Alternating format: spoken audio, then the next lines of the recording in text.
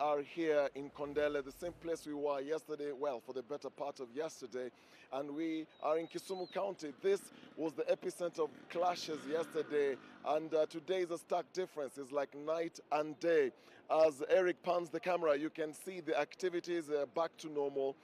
Yesterday, Kisumu County was a ghost town, especially the CBD and this entire Kondele area. But business is resuming. Life is coming back to normal. We can see vehicles already using the access roads to the different estates in Kondele, going even into the CBD. Yesterday, no one was allowed to go in. We had many young people had come out to protest with chants and slogans of no elections, barricading the road. But today, we are not seeing any barricades. We are not seeing stones, apart from the few that are still at the center of the roads. And vehicles are moving in, matatus are going in, personal vehicles are going in, trucks are moving in with goods and services are back to normal. The border riders are back. The kiosks and the markets have opened. The shops have also opened. And this is the same picture when you go around the CBD here in Kisumu. Life has come back to normal. But if we are to describe the atmosphere, it's still a bit tense because people are anticipating for a statement from Nairobi, and from many of the people that we've talked to, they do expect that the IEBC chair, Wafula Chebukati, will call off the election that is expected tomorrow. Remember, the IEBC chair had postponed the election to tomorrow when poll stations are expected to be opening. But from the look of things and from the feel from the ground, people are still very adamant, and they're saying that there won't be any elections. Now, this was the center where tires were being burnt here. There's still tire wires around. You can still see people gathering themselves together. People are still conversing on the events that took place here yesterday. There was heavy security presence here with anti-riot police and the police water cannons and tear gas canisters, live bullets as well. And protesters were coming out, and it was a cat and mouse game. There was a push and shove. Police were trying to push the youth to go back as far back as you can see from the pictures on the camera here. But then the youth also were trying to repulse the police officers. And so that is what we saw for many hours yesterday. But the roads are now open. We are not seeing a lot of security presence around. However, we do expect that things are going to change later on in the day towards the evening, because yesterday we didn't see voting materials being moved to the different polling centers. Kisumu County has 1,027 polling centers, and none of them received voting materials. And we expect that this evening the transportation of these materials will start going to the different polling stations. However, people are saying that they will try to block the roads again to stop these materials from reaching to the different polling stations. Religious leaders from Nyanza issued a statement earlier on in the day, and this was led by Bishop Professor David Kodia of ACK Bondo Diocese, who was flanked by politicians and other religious leaders, including the Kisumu County Governor, Professor Anyang' Nyong'o. And they raised several issues. Among the issues they raised was there's not going to be any repeat polls in the 4 counties tomorrow. And they were saying this is a recipe for something else that they term as, and I quote, ethnic cleansing. So they've asked Inspector General of Police Joseph Boynet to withdraw the police from Kisumu, and they're alleging that we are still going to see the same action. Yesterday, going into the night, we could still hear from the CBD gunshots being fired, and people have been taken to hospital. Jaramogi Oginga Odinga Hospital has been busy since yesterday, and so far I can report that 53 cases have been reported at the hospital.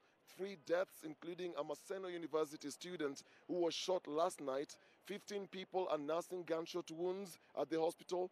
4 are admitted. Many others have been released to go back to their homes. So that's the kind of picture that we have here in Kisumu County, where many are still saying that they will not still come out to vote. They're still very defiant, and they're saying that they're waiting to see how things unfold. And we are here trying to keep watch on the events that will transpire, not just now, but towards the evening, into the night, and even tomorrow morning. Now I want to hand you over back to Larry Madowo, who is at the Bomas of Kenya. Larry? And they're saying that they're waiting to see how things unfold.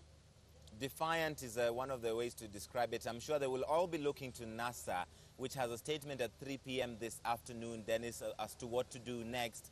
But it's a big contrast from what you saw on the streets, and you were out there yesterday battling tear gas and barricades and fires on the roads. So is that likely, in your view, is that what you think will happen again tomorrow, or will they be much more peaceful and perhaps just stay at home?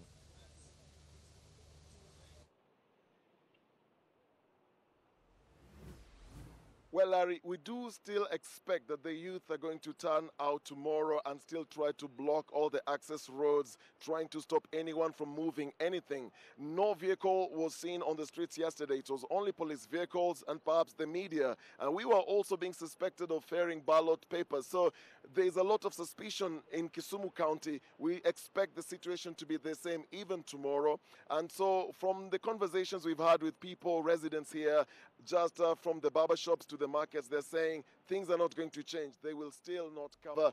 Many people here in Kisumu County are still anticipating a press briefing where they expect the chair to announce that there won't be any elections, not just in Kisumu County, but in the other counties, Siaya, Migori, and Homa Bay. They are still waiting and listening from their leadership, that is from the leaders of NASA, which is now a resistant movement. They're expecting something from their leadership in terms of direction.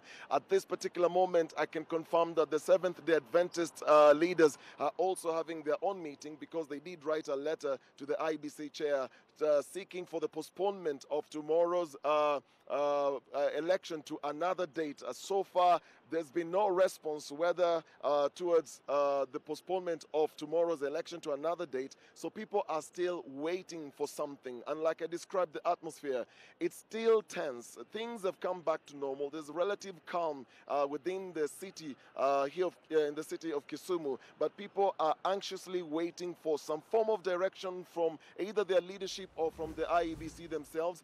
But the status quo remains. They are still defiant. They're going to resist any attempts of any elections being held tomorrow.